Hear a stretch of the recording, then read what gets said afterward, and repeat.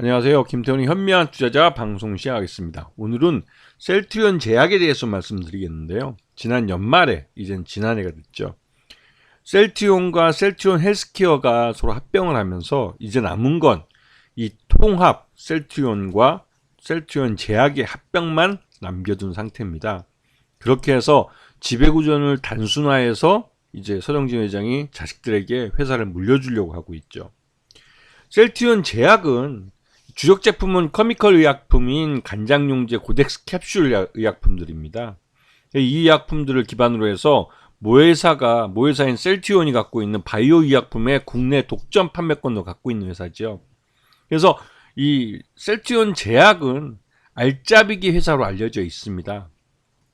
그리고 지난 매출액도 꾸준히 내고 있고 영업이익과 순이익도 꾸준히 발생하고 있는 그런 알짜배기 회사인 것을 숫자를 보면 아실 수가 있죠. 그리고 최대 주주는 셀트리온이 54.81%를 갖고 있고 특수관계인들 포함해서 최대 55.01%를 갖고 있기 때문에 전체 지분의 반 이상이 이 오너 쪽이 갖고 있는 최대주 지분입니다. 그래서 전체 유통 물량은 반이 채 안 되는 그런 종목이죠. 그리고 앞에서 잠깐 말씀드렸지만 이 셀트리온 그룹이 지배구조를 한참 개편하고 있는데 이게 이제 경영권 승계를 위한 지배구조를 단순화하는 작업을 하고 있는 겁니다. 그리고 셀트리온 홀딩스 밑에 셀트리온과 셀트리온 헬스케어가 따로 있으면서 들어가는 중복 비용을 줄임으로 해서 이번 기회에 둘 간의 합병을 통해서 비용을 줄이고 말 그대로 순이익을 키우는 그런 작업을 벌이고 있죠.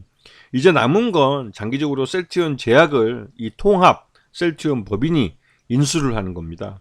그렇게 되면 완전히 셀트리온 홀딩스라는 하나의 회사가 전체를 다 지배하는 단순한 구조로 변하게 되는 거죠.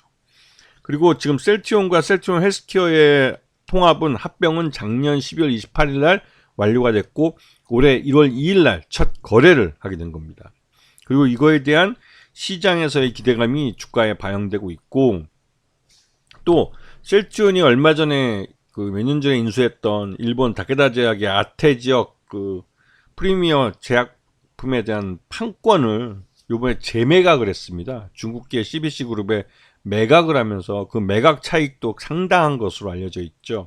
근데 이번 1월 2일 날 이 매각에 대한 계약을 발표함으로 해서 이번 분기에 그 매각 차익이 회계에 반영될 가능성이 커졌습니다. 그래서 어찌되었던 올해 2024년이 셀트리온에게는 굉장히 실적면에서 긍정적일 수 있는 그런 한 해가 되는 거죠. 그래서 일찍이 서정진 회장이 다시 경영권에 복귀했을 때부터 예상이 되던 수순이었습니다.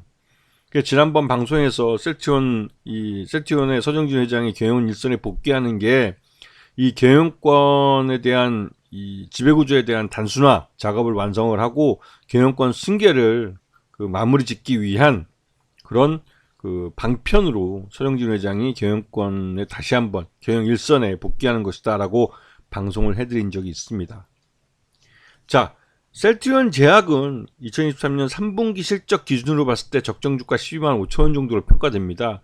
오히려 지금 현재 주가가 그보다 한참 못 미치는 7만원대 8만원대 주가에 머물렀던 이유는 말 그대로 이 셀트리온 그룹의 지배구조 개편에 대한 불확실성이 주가에 반영되고 있던 겁니다. 즉 주가의 상승에 발목을 잡고 있었던 것이고 그건 불확실성이 해소되면서 이제 셀트리온 제약을 셀트리온 통합법인이 언제 인수할 것인가에 대한 기대감만 남은 상황이죠.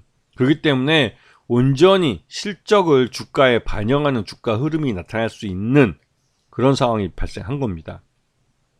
이거는 이 셀트리온 제약 자체는 알짜배기 회사인데 그 모회사인 셀트리온의 이 경영권 부분에 대한 불확실성이 오히려 셀트리온 제약의 이 실적이 주가에 반영되는 걸 발목을 잡아왔다는 것을 이번 기회에 모회사가 셀트리온과 셀트리온 헬스케어의 합병이 완료되고 이제 남은 건 셀트리온 제약에 대한 합병이 언제 이루어질 것이냐 이거에 대한 궁금증이었는데 이번에 다케다 제약의 이 판권을 샀던 부분을 다시 재매각하면서 셀트리온이 이런 셀트리온 제약을 합병하기 위한 그런 재무구조 건실화를 본격적으로 추진하는 것이 아닌가라는 기대감을 투자자들에게 갖게 해주는 거죠.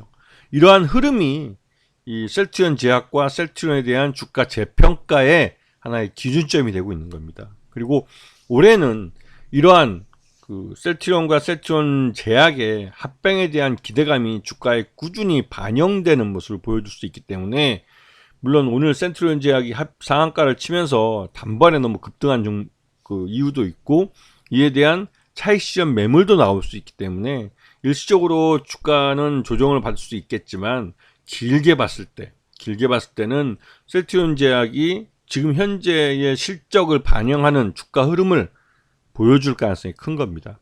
이런 부분에서 실적이 굉장히 중요한 시점이 된 거죠. 아시겠습니까? 자, 오늘 방송 여기서 마치겠습니다. 감사합니다.